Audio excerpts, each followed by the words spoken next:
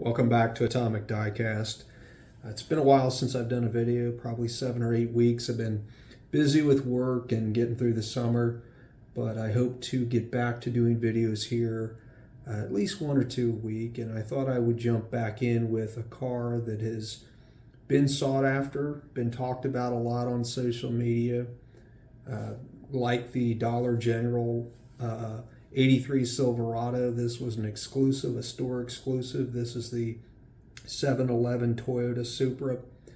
And people went nuts over this one. I don't know why. It just seems like everybody wanted to get them. Facebook was lit up with folks that were searching for them and buying inventory out. I've seen a couple of cases where folks have gone in and bought the entire display, and the displays hold 60 cars, so that's a lot. They retail for $599, and I'm not a big Toyota Supra fan, and I never really chase exclusives, at least store exclusives, but I thought for the heck of it I would go see if I could find this one. So one day I drove around to 4 7-Elevens, which are pretty close to my house, and nobody had them. One store had them, and they sold out real quick. And on a whim, I went to another 7-Eleven a few days later. This is about a month ago, and they had just put the display out. So I bought two, and they retail for $599. Now the scalpers are getting 10 to 15, 20, even more than that. I've seen them as high as 30 on eBay, which is ridiculous, in my opinion. But I guess if you're willing to pay for it. And I was going to open one and then keep the other in the case, and I just decided.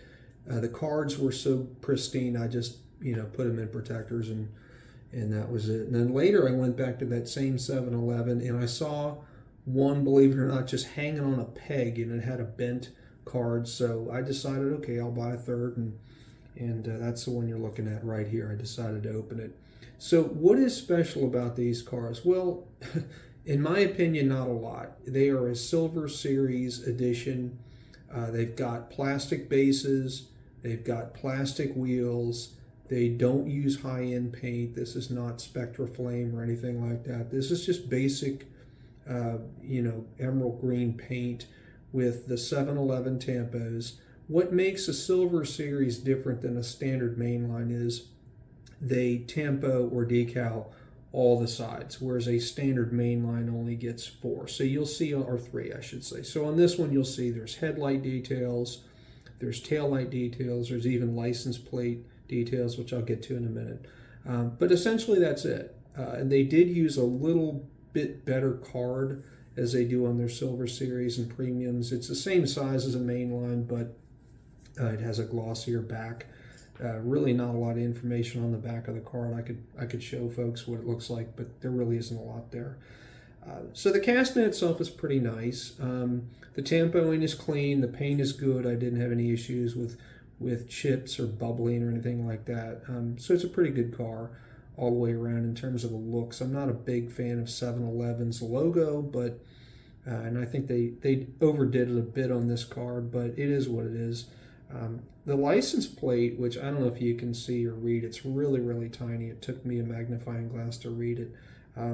It actually reads "Where Car" with a question mark afterwards. So I don't know if that was in reference to this being exclusive and you'd have to hunt it down. I don't know. But that is basically what that reads. The wheels are nice. I do like those. That's actually one of my favorite parts of the car. They are the copper Star 5-spoke wheels. And within the Hot Wheels inventory, they are coded CP5S.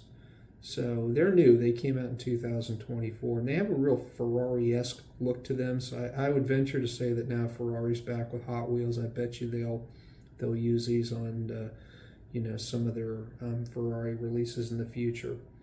Aside from that, it's a pretty nice car. I'm glad I got a couple of them. I got 3 in total, and I'll keep 2 in the packaging. I mean, they're not investments. I think, as with a lot of these exclusives, they go way up in price a month or so after they're released, and then reality kicks in because they're making, I don't know how many, but thousands upon tens of thousands or hundreds of thousands of these cars. I mean, each display case in a 7-Eleven holds 60. And then think about the number of 7-Elevens there are in the U.S. Now, this is a U.S. only exclusive. They're not doing this in 7-Elevens any other place but the United States. So all in all, that's my review of this one. We'll do a roll test in a minute and see how it performs. All right, we'll do the roll test 3 times, and we'll take an average of how far it can go on the track. So here goes number 1. Okay, pretty good. Pass 3. Roll number 2. A little further, almost to 4. And the last try.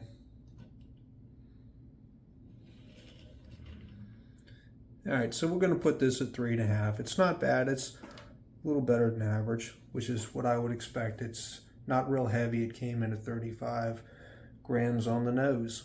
So thank you for watching, and more to come.